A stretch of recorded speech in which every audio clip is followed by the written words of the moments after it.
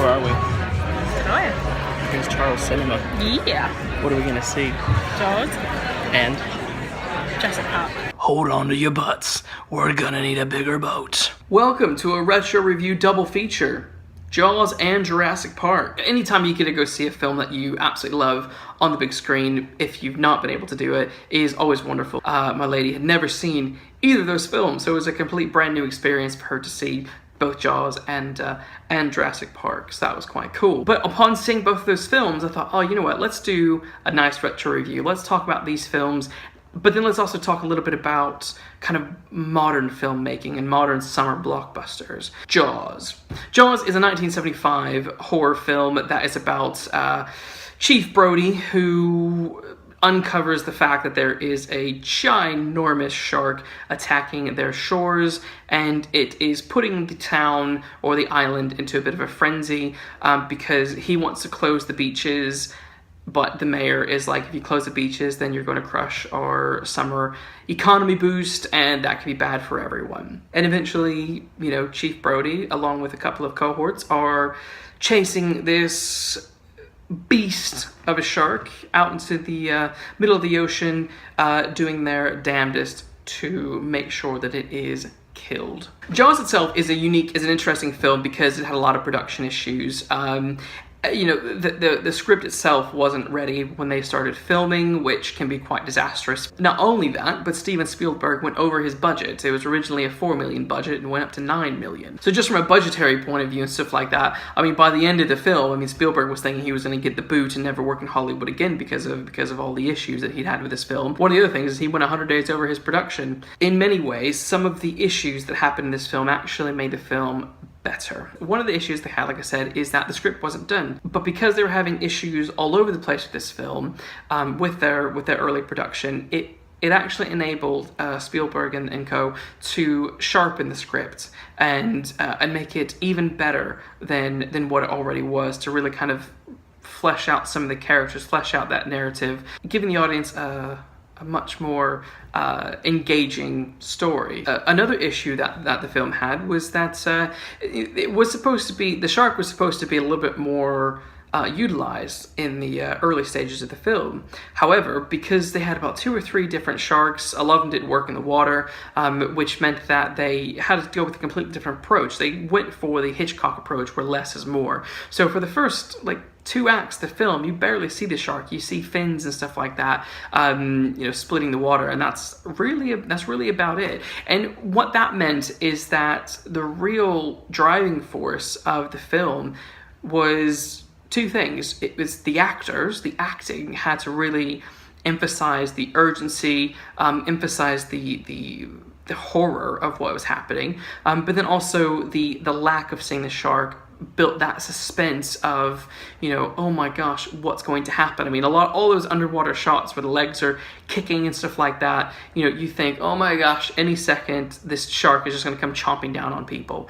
And it's horrific and thrilling and exciting. The entire film is like that from start to finish. This is a film that you kind of have your stereotypical characters. You have your small town sheriff, you have your you know, marine biologist, you know, university hotshot, and then you have your rogue, you know, hillbilly kind of captain character. So Chief Brody, Dr. Hooper, and Quint. You know, all 3 fit a stereotype, but I think what's wonderful about these characters is that while they do fit their stereotypes, you know, they are far more than that. You know, you really believe and invest in these characters by the end. You know, there's so much more to Chief Brody than just the small town panic sheriff. You know, he is in over his head, and you can see him struggling with the difficulties, but then you also see him have to face his own personal issues of, you know, he doesn't like to go out to sea, he doesn't like water, and now by the end of the film he's on a rickety boat chasing a shark. You know, so it puts him completely out of his territory, and it's amazing. You're going to need a bigger boat. You have Hooper, who's the marine biologist chap, who, you know, he's well-known and rich and all that kind of stuff, and could easily fall into the trap of, oh, I'm super rich, I'm super smart, I know this, you need to listen to me, follow me kind of stuff. But he's not a character who's like that. You know, he's not a boastful, braggy character. He's smart, he knows his stuff, he needs people to listen to him, but he's also brilliant with his comedy. He's able to, take these intense situations and deliver all sorts of sarcasm and jokes and stuff like that can relax the audience, but also feel very real. They're not kind of like, smashing a glass front of a shop and just being like, we're bad guys, it's what we do. I think that I am familiar with the fact that you are going to ignore this particular problem until it swims up and bites you on the ass. He's a real rich character. But then you have Quint, the captain of the Orca, who, he's this kind of eccentric old fisherman, and you think he's just kind of a batshit crazy guy, and in some respects he really is, a bit of a loner. But then as you invest in the character and listen to what he says, you get into the fact that, he's actually a man with a death wish. He's looking for a grand way to die. He talks about his time on the Indianapolis, which was struck by a couple of torpedoes from Japanese submarines back during World War II, and what that was like to experience, and how he saw his crewmen being eaten by sharks, and he's gone through some really traumatic stuff, and you can kind of see why he is so eccentric and bonkers. And as the film progresses, you really understand these characters. They feel like flesh and blood. Cage goes in the water, you go in the water, shark's in the water. Our shark. And I love that. I love that about this film. It's a very real and very honest film. And the fact that we're able to use a shark as much is amazing. It's wonderful because there are some outstanding performances in this film. Yes, it is a summer blockbuster. It is a, monster film. Steven Spielberg he simply did an amazing job making this film feel real and tangible, and that is everything from actually filming on beaches and in the ocean when he could have filmed in lakes and secluded areas and stuff like that. He did everything he could to make this film feel real. There really is some spectacular scenery in this film, on top of wonderful performances and incredible iconic music as well. So yeah, it was an amazing treat to see this film on the big screen. Absolutely loved every minute of it. Jurassic Park. I remember when it came out, and I was desperate to see it. I really wanted to see it. And I remember being in Sam's Club with my family once, and it was on one of the televisions that they had there. And I just sat there while my family did all the shopping, just like, and it was obviously the scene where the Tyrannosaurus Rex was breaking out of the cage and eating the goat.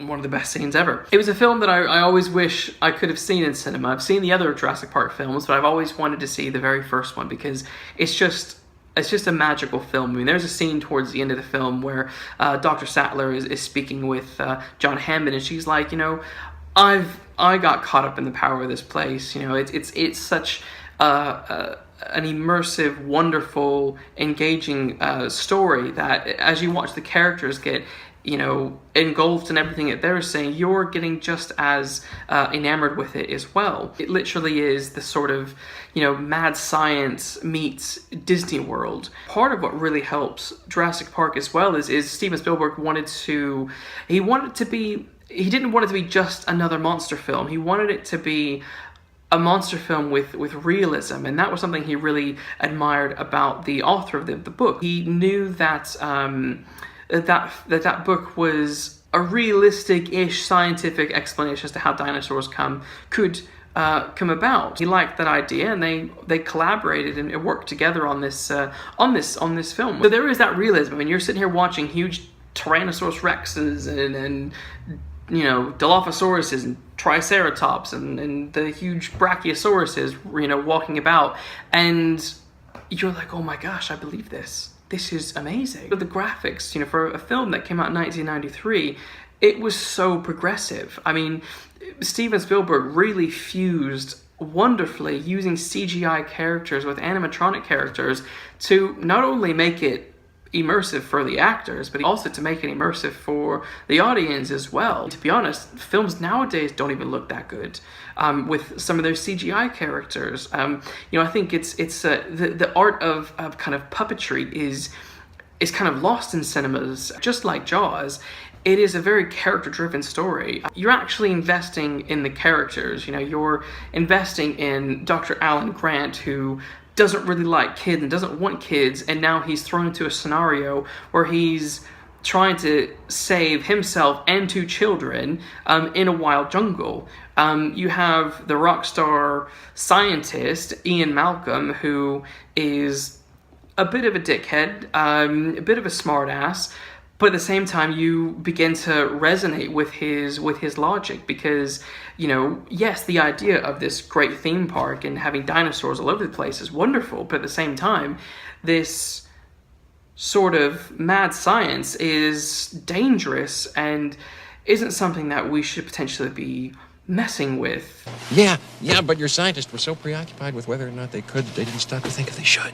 Ian Malcolm is very much a pop culture scientist, but at the same time he's very postmodern in his thinking, and I find that very interesting. You know, a lot of the characters that are in this film are, you know, they're wonderful and engaging and iconic characters, you know. They're not just kind of throwaway cardboard characters. And to be fair, between both Jaws and Jurassic Park, a lot of those characters so easily could have just been, you know, one-dimensional. Oh, you're this, oh, you're that, oh, you're this, okay, great.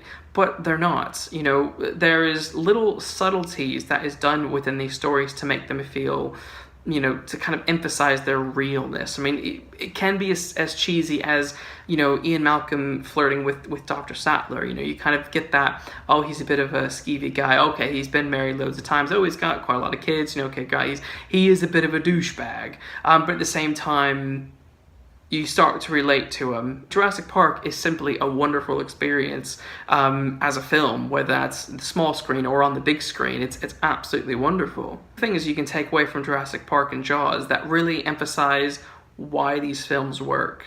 Because you can go to the cinema and you can see a monster film and you can see, you know, a seafaring film and all that kind of stuff, and you could walk away and you don't remember anything. 2 really important things actually is characters. You know, there are rich, flushed out characters that you believe in, that you want to get behind. They feel like people in an actual scenario trying to work their way through it, which is something that, you know, sometimes current films just don't really get anymore. I mean, looking at Jurassic World, it was complete shit.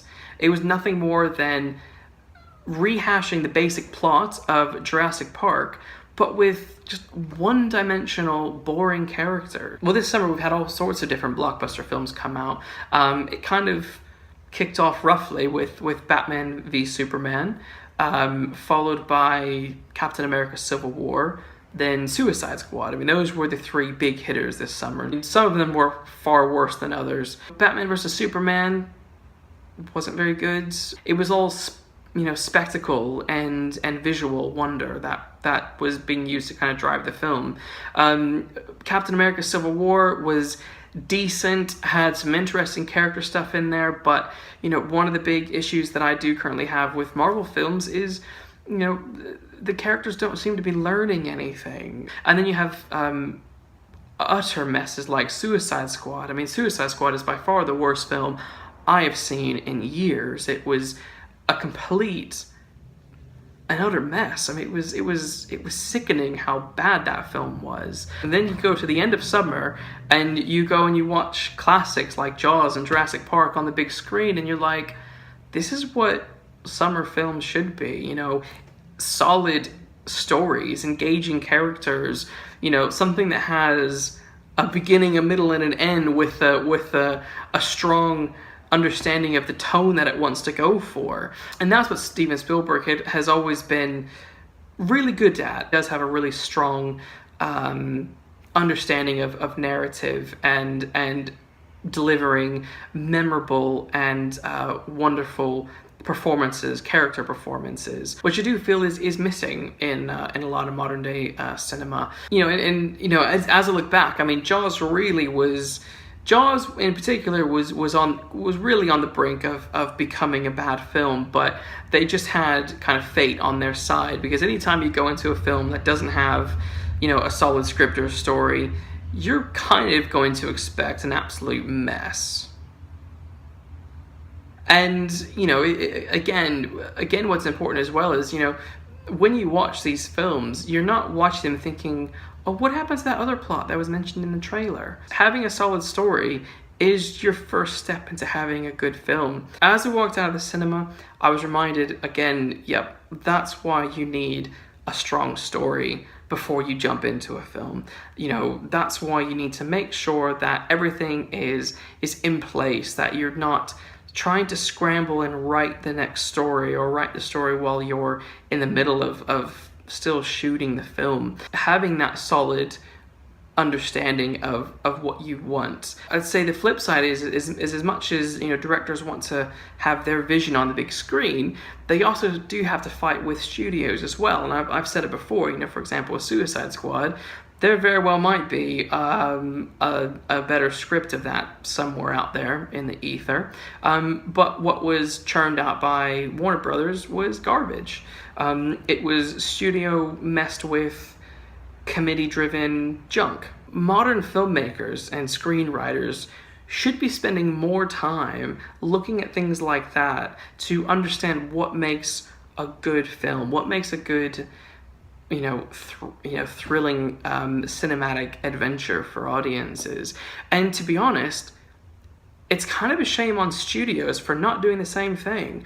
Not that we need people who are going to just rehash and remake that kind of stuff, but have an understanding of why strong scripts, strong characters, a strong story is important, as opposed to just here's a whole bunch of ideas, let's put them in a film, and then it gives you boom.